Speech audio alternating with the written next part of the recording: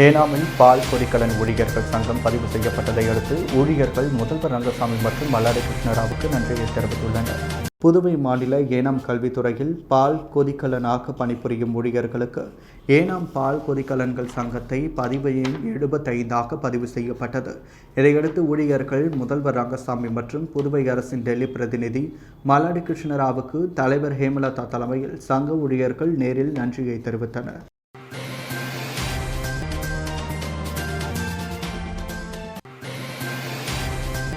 புதுச்சேரி வீர தமிழரசி வேலு நாச்சியார் இலக்கிய சமூக இயக்கம் உலக மகளிர் தினம் விழா கொண்டாடப்பட்டது. உலக மகளிர் தினத்தை முன்னிட்டு புதுவை அஜந்தா சிக்னல் அருகில் மகளிர் தினத்தை போற்றும் விதமாக வீர தமிழரசி வேலு நாச்சியார் இலக்கிய சமூக இயக்கம் சார்பில் இனிப்பு வழங்கி கவிதைகள் வாசிக்கப்பட்டு மகளிர் தின விழா வெகு விமரிசையாக கொண்டாடப்பட்டது. விழாவில் வீர தமிழரசி வேலு நாச்சியார் இலக்கிய சமூக இயக்கத்தின் செயலாளர் பாண்டியன், இணை செயலாளர் கதிரவன் தலைமையில் நிகழ்ச்சி நடைபெற்றது. நிறுவன தலைவரும் ஓய்வு பெற்ற சுங்கம் மற்றும் மத்திய கலால்துறை ஆய்வாளர் முனைவர் NS கலைவரதன் பாரினில் பெண்களின் பெண்மை போற்றும் புகழ் உரையாற்றினார். தொடர்ந்து இயக்கத்தின் மதிப்புறு தலைவர் பேராசிரியர் புதுவை கிருஷ்ணா வரவேற்புரையுடன் வாழ்த்துரையும் வழங்கினார். ஒருங்கிணைப்பாளர் மனோஜ்குமார், பரமசிவம், உமா மகேஸ்வரி ஆகியோர் ஒருங்கிணைத்தனர். மேலும் இந்த நிகழ்ச்சியின் வாயிலாக உலக அளவில் சிறந்த ஆளுமை மிக்க பெண்ணாக தேர்வு செய்யப்பட்ட தமிழிசைக்கும் மகளிர் தின வாழ்த்துக்களை தெரிவித்துக் கொண்டு பொதுமக்களுக்கு இனிப்பு மற்றும் குளிர்பானம் வழங்கி மகளிர் தின வாழ்த்து தெரிவிக்கப்பட்டது.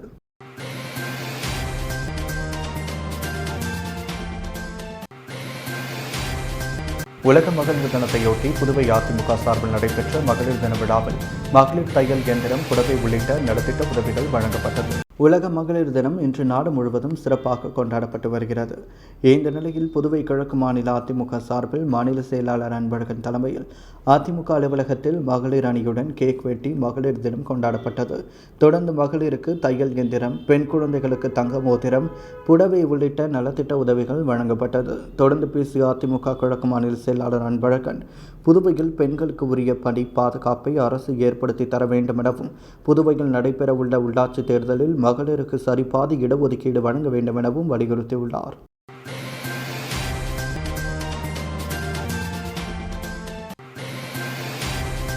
புதுவை மாநிலத்திலும் விரைவில் திமுக ஆட்சி அமைய தமிழகத்தில் செயல்படுத்தப்பட வரும் திட்டங்களை புதுச்சேரி மகளிர் மத்தியில் கொண்டு சேர்க்க வேண்டும் என மகளிர் அணி நிர்வாகிகளிடம் சட்டமன்ற உறுப்பினர் சிவா கோரிக்கை வைத்துள்ளார். புதுவை மாநில திமுக சார்பில் லப்போர்ட் வீதியில் உள்ள கட்சி தலைமை அலுவலகத்தில் உலக மகளிர் தினம் சிறப்பாக கொண்டாடப்பட்டது. இந்த நிகழ்ச்சியில் சட்டமன்ற எதிர்க்கட்சி தலைவரும் மாநில அமைப்பாளருமான சட்டமன்ற உறுப்பினர் சிவா கலந்து கொண்டு தமிழகத்தில் முதலமைச்சர் மு.க.ஸ்டாலின் தலைமையில் நடைபெற்று வரும் ஆட்சியில் மகளிருக்காக செயல்படுத்தப்பட்டு வரும் பல்வேறு நலத்திட்டங்களை புதுச்சேரி மகளிர் மத்தியில் கொண்டு சேர்த்து புதுவையில் திமுக ஆட்சி அமைய மகளிர் அணியினர் பாடுபட வேண்டும் என கேட்டுக்கொண்டார். அதைத் தொடர்ந்து மகளிருக்கு பூங்கொத்து கொடுத்து உலக மகளிர் தின வாழ்த்துக்களையும் தெரிவித்ததோடு புடவை மற்றும் இனிப்புகளையும் மகளிருக்கு வழங்கினார். இந்த நிகழ்ச்சியில் அவைத்தலைவர் SP சிவகுமார், சட்டமன்ற உறுப்பினர்கள் அனிபால் கண்ணடி, சம்பத் மற்றும் அமுதா குமார், அருள் செல்வி, தேன்மொழி, நற்குணம், நர்கேஸ் உட்பட பலர் கலந்து கொண்டனர்.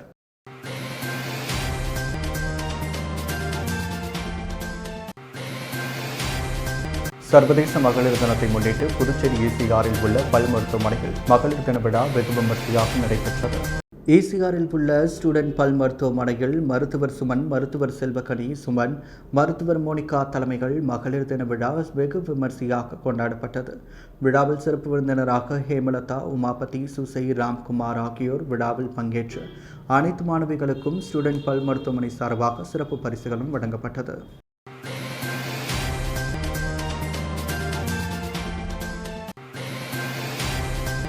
அம்மன் வேடத்தில் தோன்றும் புதுச்சேரி அமைச்சர் சந்திர பிரியங்காவின் வீடியோ சமூக வலைதளத்தில் வைரலாக பரவி வருகிறது.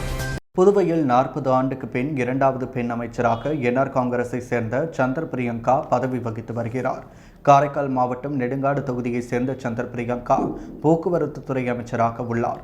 இவர் சில மாதங்களுக்கு முன்பு வலைபாக்கு நிகழ்ச்சியில் சினிமா பாடலுக்கு நடனமாடிய வீடியோ பரவியது.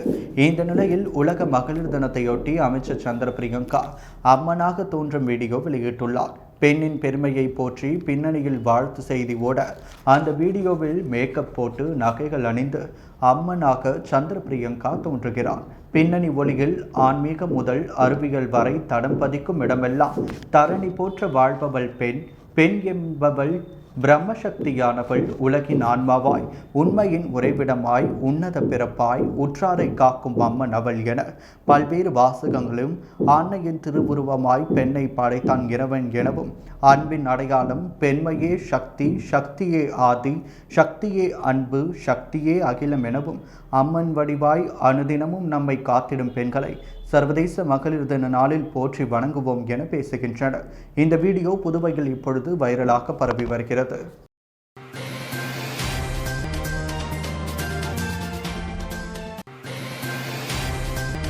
சின்ன சுப்ராயப்பிள்ளை வீதி அங்காள பரமேஸ்வரி அம்மன் கோவிலில் நேற்று 7ஆம் தேதி நடைபெற்ற மயான கொள்ளை உற்சவத்தில் திரளான பக்தர்கள் சுவாமி தரிசனம் செய்தனர். நேற்று மதியம் 1 மணிக்கு தேர் உற்சவம், மாலை 6 மணிக்கு நரிமேடு மைதானத்தில் மயான கொள்ளை விழா நடைபெற்றது. ஏராளமான பக்தர்கள் சுவாமி தரிசனம் செய்தனர். 10ஆம் தேதி வேதபுரீஸ்வரர் கோவிலில் தீர்த்தவாரி, 16ஆம் தேதி தெப்பல் உற்சவம், 18ஆம் தேதி ஊஞ்சல் உற்சவம், 19ஆம் தேதி மஞ்சள் நீர் உற்சவம் நடைபெறுகிறது. வாம்பாக்கிரபாளையம் அங்காள பரமேஸ்வரி அம்மன் கோவிலில் நேற்று நடைபெற்ற மயான கொள்ளை விழாவில் திரளான பக்தர்கள் பங்கேற்றனர். வாம்பாக்கிரபாளையம் அங்காள பரமேஸ்வரி கோவிலில் 26ஆம் ஆண்டு மயான கொள்ளை விழா கடந்த 1ஆம் தேதி கொடியேற்றத்துடன் துவங்கியது. தொடர்ந்து தினசரி சிறப்பு அலங்காரத்தில் அம்மன் வீதி உலா நடைபெற்றது. விழாவின் முக்கிய நிகழ்வாக மயான கொள்ளை விழா நேற்று நடைபெற்றது. காலை அம்மனுக்கு சிறப்பு அபிஷேக ஆராதனைகள் நடத்தப்பட்டது. மதியம் 2:30 மணிக்கு சன்னியாசி தோப்பில் அம்மன் சிம்ம வாகனத்தில் எழுந்தருளினார். அதைத் தொடர்ந்து மயான கொள்ளை விழா நடைபெற்றது. ஏராளமான பக்தர்கள் கலந்து கொண்டு அம்மனை வழிபட்டனர்.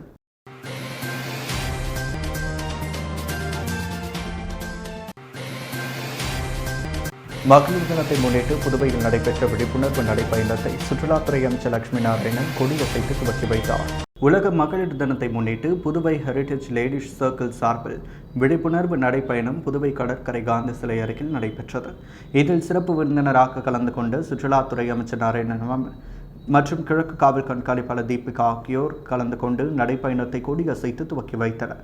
இதில் கல்லூரி மாணவிகளோடு காவல் கண்காணிப்பாளர் தீபிகாவும் நடைப்பயணத்தில் பங்கேற்றார். அவரோடு புதுவை கல்லூரிகளைச் சேர்ந்த 200க்கும் மேற்பட்ட மாணவிகள் உற்சாகத்தோடு கலந்து கொண்டனர். காந்தி சிலையில் துவங்கிய இந்த நடைப்பயணம் 5 கிலோமீட்டர் வரை சென்று மீண்டும் காந்தி சிலை வந்தடைந்தது. இந்த நிகழ்ச்சிக்கான ஏற்பாடுகளை புதுச்சேரி ஹெரிடேஜ் லேடிஸ் சர்க்கிள் தலைவி சுபாஷினி செய்திருந்தார்.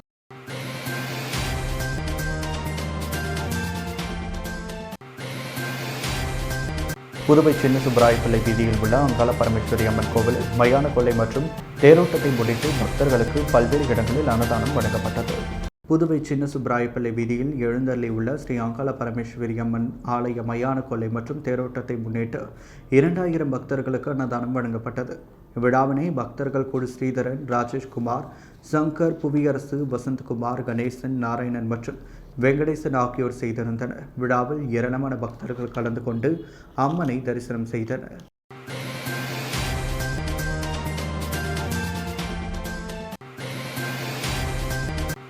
பிரதமர் வீடு கட்டும் திட்ட பயனாளிகளில் பொதுப்பிரிவு மற்றும் பிற்படுத்தப்பட்டோர் பிரிவினருக்கான மானிய தொகை ரூபாய் 2 லட்சத்திலிருந்து 3.50 லட்சமாக உயர்த்தப்பட்டுள்ளது. இந்த திட்டத்தில் பயனாளிகளின் குறைந்தபட்சம் 450 சதுர அடிக்கு மேல் கான்கிரீட் வீடு கட்ட 1.50 லட்சம் மானியமாக வழங்கப்படுகிறது. புதுவையில் இத்திட்டத்தில் வீடு கட்ட பலர் ஆர்வத்துடன் முன்வந்துள்ளனர். ஆனால் கட்டுமான பொருட்களின் விலையேற்றம், கட்டுமான தொழிலாளர்களின் கூலி உயர்வு காரணமாக வீடுகளை தொடர்ந்து கட்ட முடியாத நிலை உருவானது. அதனால் புதுச்சேரி அரசு பிரதமர் வீடு கட்டும் திட்ட பயனாளிகளுக்கு உதவிடும் வகையில் பொது மற்றும் பிற்படுத்தப்பட்டோரின் பிரிவினருக்கு குடிசை மாற்று வாரியம் மூலம் தனது பங்களிப்பாக 50,000 ரூபாய் வழங்கி வருகிறது. இந்த நிலையில் கொரோனா தொற்று காரணமாக கடந்த 2 ஆண்டாக போதிய வேலை வாய்ப்பு இல்லாதது, கட்டுமான பொருட்களின் விலை உயர்வு போன்ற காரணங்களினால் வீடு கட்டுமான பணிகள் முடங்கியது. மேலும் வீடு கட்டி முடிக்க கூடுதலாக 2.50 லட்சம் முதல் 3 லட்சம் வரை தேவைப்படுகிறது. கடன் வாங்க வேண்டியுள்ளதால் பயனாளிகள் பலர் வீடு கட்டுமான பணியை துவங்க முன்வரவில்லை. இதனால் மாநிலத்தில் பிரதமர் வீடு கட்டும் திட்ட பயனாளிகள் எண்ணிக்கை வெகுவாக குறைந்தது. அதை அறிந்த அரசு மத்திய அரசின் திட்டத்தின் மூலம் மாநிலத்தில் குடிசை வீடில்லா நிலையை உருவாக்கிட வழங்கிட பயனாளிகளுக்கு மாநில அரசு பங்களிப்பாக வழங்கும் மானிய நிதியை உயர்த்திட முடிவு செய்தது. அதன்படி பயனாளிகளின் பொது மற்றும் பிற்படுத்தப்பட்டோர் பிரிவினருக்கு மாநில அரசு வழங்கும் பங்களிப்பு தொகை 50,000 உயர்த்தி 2 லட்சமாக வழங்கிட முன்வந்தது. இது தொடர்பாக முதல்வரின் பரிந்துரையை ஏற்று கவர்னர் தமிழிசை அனுமதி வழங்கினார். இதற்கான அரசாணை கடந்த 2ஆம் தேதி வெளியிடப்பட்டது. அதையொட்டி இத்திட்டத்தில் 2021-22 நிதியாண்டின் பயனாளிகளுக்கு உயர்த்தப்பட்ட தொகை வழங்கிட 25 லட்சம் நிதி ஒதுக்கீடு செய்யப்பட்டுள்ளது. உயர்த்தப்பட்ட மானிய தொகையை பயனாளிகளுக்கு நேற்று முதல்வர் வழங்கினார். அமைச்சர் தேனி ஜெயக்குமார், அரசு கொறடா ஆறுமுகம், நகர மற்றும் கிராம அமைப்பு துறையின் தலைமை நகர அமைப்பாளர் மகாலிங்கம், நகர அமைப்பாளர்கள் கந்தர் செல்வன், விஜய தெரு, குடிசை மாற்று வாரிய தலைமை நிர்வாக அதிகாரி லட்சுமணன் ஆகியோர் உடனிருந்தனர்.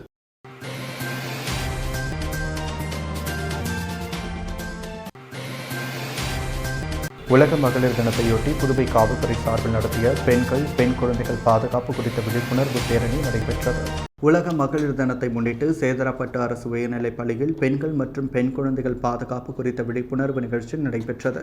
புதுவை காவல்துறை சார்பில் ஏற்பாடு செய்யப்பட்டிருந்த இந்த நிகழ்ச்சியில் புதுவை சட்டம் ஒழுங்கு சீனியர் எஸ்பி தீபிகா, கிழக்கு பகுதி எஸ்பி சுவேதா ஆகியோர் சிறப்பு விருந்தினராக கலந்து கொண்டனர்.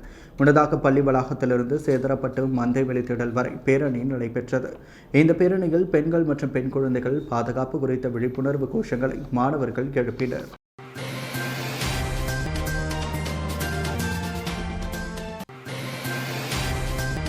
ஒருநாள் காவல்துறை அதிகாரியான புதுச்சேரி கல்லூரி மாணவி உலக மகளிர் தினத்தை முன்னிட்டு புதுவை காவல் நடவடிக்கைக்கு பொதுமக்கள் பாராட்டு தெரிவித்துள்ளனர்.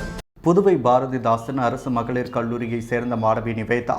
இவர் தேசிய மாணவர் படை ஏர்ஃபோர்ஸ் பிரிவில் உள்ளார். இன்று உலக மகளிர் தினத்தை முன்னிட்டு மகளிரை கௌரவிக்கும் வகையில் மாணவி நிவேதா ஒருநாள் காவல்துறை அதிகாரியாக பணிக்கு அமர்த்தப்பட்டுள்ளார். புதுச்சேரி முத்தியால்பேட்டை காவல் நிலைய அதிகாரியாக பணிக்கு அமர்த்தப்பட்ட மாணவி நிவேதா காலையில் வழக்கம் போல் காவல் நிலையம் சென்று காவல் நிலைய பணிகளை சரிபார்த்தார். பின்பு காலை நேரம் என்பதால் போக்குவரத்தை சரி செய்த மாணவி புதுவை மாநில எல்லையான கோட்டக்குப்பம் வரை ரோந்து சென்று சட்டம் ஒழுங்கு மற்றும் போக்குவரத்தையும் சரி செய்த பின்னர் பாரதிதாசன் மகளிர் கல்லூரிக்கு சென்று அங்கு காவலர்கள் பணியில் உள்ளார்களா என்று ஆய்வு மேற்கொண்டார். இதைத் தொடர்ந்து பொதுமக்களின் குறைகளை கேட்டு அவற்றுக்கு நடவடிக்கைகளையும் எடுத்து வருகிறார். உலக மகளிர் தினத்தை முன்னிட்டு புதுவை போலீசின் இந்த புதிய முயற்சி அனைத்து தரப்பு மக்களிடமும் பெரும் வரவேற்பை பெற்றுள்ளது. ஒருநாள் காவல்துறை அதிகாரியான மாணவி நிவேதா கூறும்பொழுது, காவலர்களுக்கு வீட்டில் பல பிரச்சனைகள் இருந்தாலும் அவைகளை மறந்து காலையிலேயே பணிக்கு வரும் அவர்கள் மக்கள் பணிகளை செய்கின்றனர். ஆர்மி போன்று தனது கடமைகளை செய்து வருகின்றனர். பல்வேறு இன்னல்கள் இருந்தாலும் அவைகளை மறந்து மக்கள் பணியில் ஈடுபடுவதை தான் கண்கூடாக பார்க்கிறோம். மேலும் மக்களிடம் புகார்களை பெற்று எவ்வாறு நடவடிக்கை என்பது போன்றவற்றை ஒரு காவலராக இருந்துதான் தெரிந்து கொண்டேன். இது மிகவும் மகிழ்ச்சி அளிப்பதாகவும் காலையில் காவல்துறை வாகனத்தில் ரோந்து சென்றது மறக்க முடியாத நிகழ்ச்சியாக உள்ளதாகவும் தெரிவித்துள்ளார்.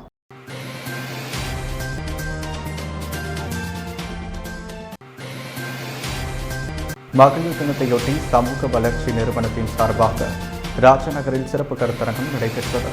புதுவை குடிசை வாழ் பெருமன்றம் மற்றும் மக்கள் சமூக வளர்ச்சி நிறுவனத்தின் சார்பாக மகளிர் தின கருத்தரங்கம் ராஜநகரில் உள்ள மக்கள் சமூக வளர்ச்சி நிறுவனத்தில் நடைபெற்றது. நிறுவன தலைவர் மோகனசுந்தரம் தலைமையில் நடைபெற்ற இந்த கருத்தரங்கில் தேவா தமுத்து, ராஜலட்சுமி, தேன்மொழி, செங்கேனி ஆகியோர் முன்னிலை வகித்தனர். தொடர்ந்து குடும்ப நல ஆலோசகர் வித்யா வரவேற்புரை நிகழ்த்த சிறப்புழைப்பாளராக புதுவை மகளிர் மற்றும் குழந்தைகள் மேம்பாட்டுத்துறையின் குடும்ப வன்முறை தடுப்பு அதிகாரி சித்ரா பிரியதர்ஷினி கலந்துகொண்டு கருத்தரங்கில் சிறப்புரையாற்றினார். மேலும் சுமார் 70க்கும் மேற்பட்ட சுய உதவி குழுவை சேர்ந்த தலைவர்கள் கலந்து கொண்டனர். முடிவில் அலுவலக ஊழியர் பிரவீனா நன்றி உரையாற்றினார். தொடர்ந்து மகளிர் தினத்தை முன்னிட்டு பேங்க் ஆஃப் பரோடா சார்பில் ஒரு நபருக்கு 7,000 வீதம் 28 நபர்களுக்கு சுமார் 20 லட்சம் வரை வழங்கப்பட்டது.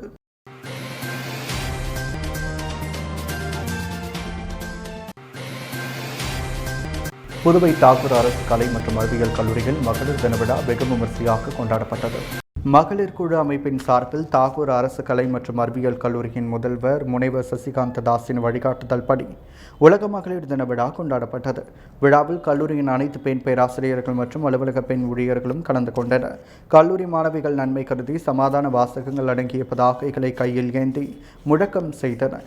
அதைத் தொடர்ந்து கல்லூரி முதல்வர் மகளிர் தின விழாவை துவக்கி வைத்து பெண்களின் நலன் குறித்த பல்வேறு கருத்துக்களை சான்றுடன் எடுத்துரைத்தார். பின்னர் விழாவிற்கு வந்தோரை மகளிர் குழுவின் தலைவி பேராசிரியர் கலா அனைவரையும் வரவேற்றார்.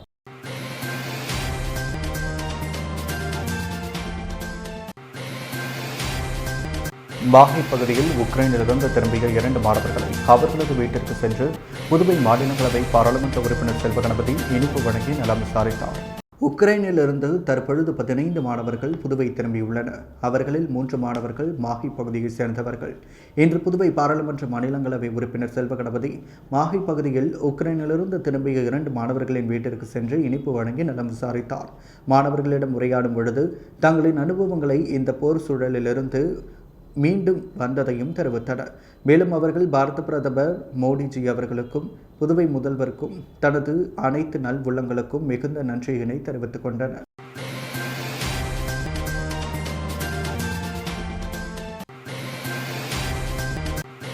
புதுவை மாநிலத்திலும் விரைவில் திமுக ஆட்சியை அமைய தமிழகத்தில் செயல்படுத்தப்பட்டு வரும் திட்டங்களை புதுச்சேரி மகளிர் மத்தியில் கொண்டு சேர்க்க வேண்டும் என மகளிர் அணி நிர்வாகிகளிடம் சட்டமன்ற உறுப்பினர் சிவா கோரிக்கை வைத்துள்ளார். புதுவை மகளிர் மற்றும் குழந்தைகள் மேம்பாட்டுத்துறை சார்பில் கம்பன் கலையரங்கத்தில் சர்வதேச மகளிர் தின விழா நடைபெற்றது. விழாவை கவர்னர் தமிழிசை குத்துவிளக்கேற்றி துவக்கி வைத்தார். முதலமைச்சர் ரங்கசாமி தலைமை வகித்தார். சபாநாயகர் ஏம்பலம் செல்வம், வேளாண் அமைச்சர் தேனி ஜெயக்குமார், சட்டமன்ற உறுப்பினர் அனிபால் கண்ணடி, அரசு செயலர் உதயகுமார் உட்பட அதிகாரிகள் பலர் கலந்து கொண்டனர். விழாவில் பல்வேறு சாதனைகள் படைத்த பெண்களுக்கு பரிசுகளை வழங்கி கவர்னர் தமிழிசை பேசும்பொழுது பெண் விடுதலை, பெண் உரிமை பற்றி பேசுகிறோம். நேற்று தெலுங்கானா மாநிலத்தில் பட்ஜெட் தாக்கல் செய்யப்பட்டது. ஆனால் கவர்னர் உரை இல்லாமல் பட்ஜெட்டை தாக்கல் செய்துள்ளனர். இதற்கு சட்டசபையை ஒத்திதான் வைத்துள்ளோம், முடித்து வைக்கவில்லை என காரணம் கூறுகின்றனர். கவர்னர் உரை இல்லாமல் பட்ஜெட்டை தாக்கல் செய்யலாம், ஆனால் கவர்னர் கையெழுத்து இல்லாமல் அரசியலமைப்பு சட்டப்படி பட்ஜெட் செயலுக்கு வராது. இந்த விவகாரம் நாடு முழுவதும் பேசப்பட்டது. இதனால் கவர்னர் கையெழுத்து போடுவாரா இல்லையா என்ற கேள்வியும் எழுந்தது. மக்கள் நலன் மட்டும்தான் முக்கியம். அன்று மாலையே பட்ஜெட்டில் கையெழுத்திட்டேன். இன்னா செய்தாரை ஒருத்தர் அவர் நான் நன்னயம் செய்துவிடல் என்றும் பகைவனுக்கும் அருள்வாய் என முன்னோர்கள் கூறுகின்றனர். அதேபோல் புதுவை முதலமைச்சர் அனுப்பும் கோப்புகளிலும் மக்கள் நலனை மட்டுமே முன்னிறுத்தி பார்க்கிறேன். பெண்களுக்கு முழு உரிமை கிடைத்துவிட்டதா என்றால் இன்னும் சில பிரச்சனைகள் இருக்கத்தான் செய்கிறது. பெண்கள் இன்னும் தங்கள் நிலையிலிருந்து உயர வேண்டும். சொத்துரிமை கொடுத்துள்ளது போல தொழில் துவங்கவும் முன்னுரிமை அளித்துள்ளனர். இதனால் பெண்கள் தொழில் துவங்க முன்வர வேண்டும். முன்னேற்றத்திற்கு முன்பாக பொருளாதாரத்தில் பெண்கள் முன்னேற வேண்டும். அதற்கான அதிகாரத்தை பெற பெண்கள் முயற்சிக்க வேண்டும் எனவும் தெரிவித்துள்ளார். விழாவில் முதலமைச்சர் ரங்கசாமி பேசும் பொழுது ஒரு குடும்பத்தின் முன்னேற்றமே பெண்களை தான் சாரும். ஒரு குடும்பத்தை பற்றி அறிந்து கொள்ள தாய் பற்றி தெரிந்தால் எப்பொழுதும் சக்தி இல்லையேல் சிவமில்லை என்பார்கள். சிவனே தன்னில் பாதியை சக்திக்கு கொடுத்துள்ளார். சட்டமன்ற தேர்தலில் பெண்கள் போட்டியிட வாய்ப்பளித்துள்ளோம். பெண் அமைச்சர் பதவியும் வழங்கியுள்ளோம். கடந்த காலங்களில் வீரமான பெண்கள் இருந்துள்ளனர். அரசருக்கே ஆலோசனை அளித்த பெண் புலவர்களும் இருந்துள்ளனர். ஆனால் பெண் புத்தி பின் புத்தி என்பார்கள். அதை பெண்களுக்கு பின்னால் வரக்கூடியதை அறிந்து கொள்ளும் புத்தி உள்ளது என எடுத்துக்கொள்ள வேண்டும். ஆக்கலும் அழித்தலும் பெண்கள் என்பார்கள். புராண காலத்தில் கெட்டவனை அழிப்பது பெண் கடவுள்கள்தான். இன்று உலகளவில் பெண்கள் சிறப்பான முன்னேற்றம் அடைந்து வருகின்றனர். பெண் கல்வியை புரட்சி கவி பாரதி வலியுறுத்தியுள்ளார் எனவும் பெண்களுக்கு உரிமை கிடைக்க புதுவையில் சொத்துக்களை பெண்கள் பெயரில் சொத்துக்களை பதிந்தால் 50% கட்டணம் தள்ளுபடி அளித்துள்ளோம். இதனால் சொத்துக்கள் பெண்கள் பெயரில் பதிக்கப்பட்டு அவர்களுக்கு பாதுகாப்பும் கிடைத்துள்ளதாக தெரிவித்துள்ளார். இன்னும் 2 நாளில் பணி நிரந்தரம் செய்யப்பட்ட அங்கன்வாடி ஊழியர்களுக்கு முழுமையான சம்பளம் கிடைக்கும். பெண்கள் மீது அரசு அதிக அக்கறை கொண்டுள்ளது. அவர்களுக்கு பல்வேறு திட்டங்களை செயல்படுத்தி வருகிறதாகவும் புதியதாக பல திட்டங்களையும் அரசு அறிவிக்க உள்ளதாகவும் தெரிவித்துள்ளார்.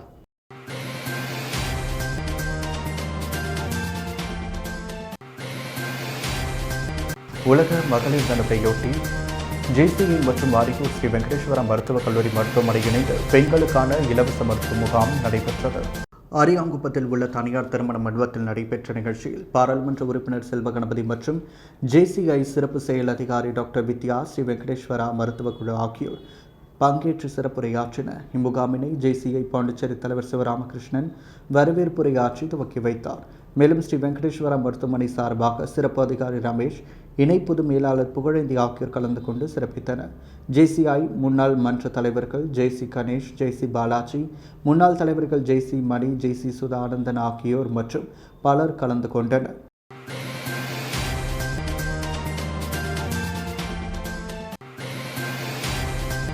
புதுவை சுகாதாரத்துறையில் பணிபுரியும் NRHM ஊழியர்களின் ஊதியத்தை உயர்த்திய ஆளுநர் மற்றும் முதல்வருக்கு புதுவை அரசின் டெல்லி சிறப்பு பிரதிநிதி மல்லாடி கிருஷ்ணராவ் நன்றி தெரிவித்துள்ளார். புதுவை சுகாதாரத்துறையின் கீழ் பணிபுரியும் என்ஆர்எச்எம் ஊழியர்களின் ஊதியத்தை உயர்த்தி அரசு உத்தரவு பிறப்பித்துள்ளது. புதுவை அரசின் டெல்லி சிறப்பு பிரதிநிதி மல்லாடி கிருஷ்ணராவ் சுகாதாரத்துறை அமைச்சராக இருந்தபொழுது ஜூன் 17, 2020 அன்று இந்த முடிவு எடுக்கப்பட்டது.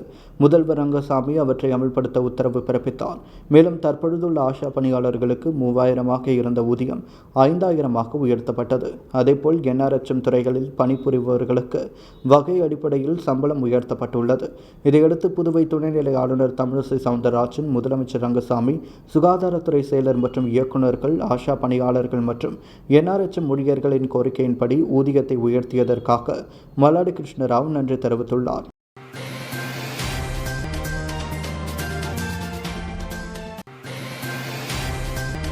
வம்பாக்கிரபாளையம் அங்காள பரமேஸ்வரி அம்மன் கோவிலில் நடைபெற்ற மயான கொள்ளை விழாவில் திரளான பக்தர்கள் பங்கேற்றனர்.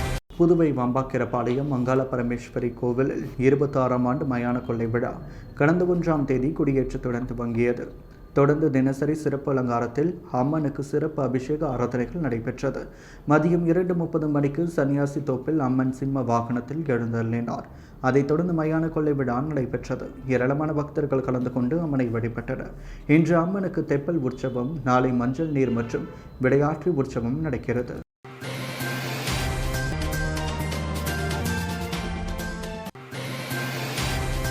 விழுப்புரம் மாவட்டம் மரக்காணம் அருகே மின்கசிவு காரணமாக குளிர்சாதன பெட்டி தீப்பற்றி எரிந்து வீட்டினுள் தீ பரவியதால் வீட்டிலிருந்த அனைத்து பொருட்களும் எரிந்து நாசமானது. விழுப்புரம் மாவட்டம் மரக்காணம் தேவா கோட்ரஸ் பகுதியில் உள்ள ஓய்வு பெற்ற ஆசிரியர் ஆதி மூலம் இவரது வயது 72 தனது பேத்தியின் மஞ்சள் நீராட்டு விழாவிற்காக செங்கல்பட்டு மாவட்டம் சூனாம்பேடு அருகே வில்லிப்பாக்கம் பகுதியில் உள்ள தனது மகள் வீட்டிற்கு நேற்று மதியம் தனது குடும்பத்துடன் சென்றுள்ளார். இந்த நிலையில் பூட்டியிருந்த அவரது வீட்டிலிருந்து புகையாக வந்துள்ளது.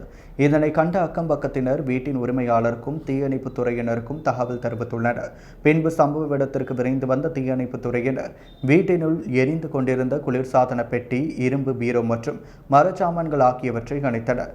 இந்த விபத்துக்கு காரணம் உயர் மின் அழுத்தத்தினால் மின்கசிவு ஏற்பட்டு வீட்டிலிருந்த குளிர்சாதன பெட்டி எரிய துவங்கியதால் அருகிலிருந்த இரும்பு பீரோ மற்றும் மர சாமான்கள் ஆகியவற்றில் தீ பரவி எரிந்ததாக கூறப்படுகிறது. இதில் ஃப்ரிட்ஜ், வீட்டில் உள்ள எலக்ட்ரானிக் பொருட்கள் மற்றும் இரும்பு பீரோவில் இருந்த 5 பவுன் நகை மற்றும் 50,000 பணம் எரிந்து நாசமானது.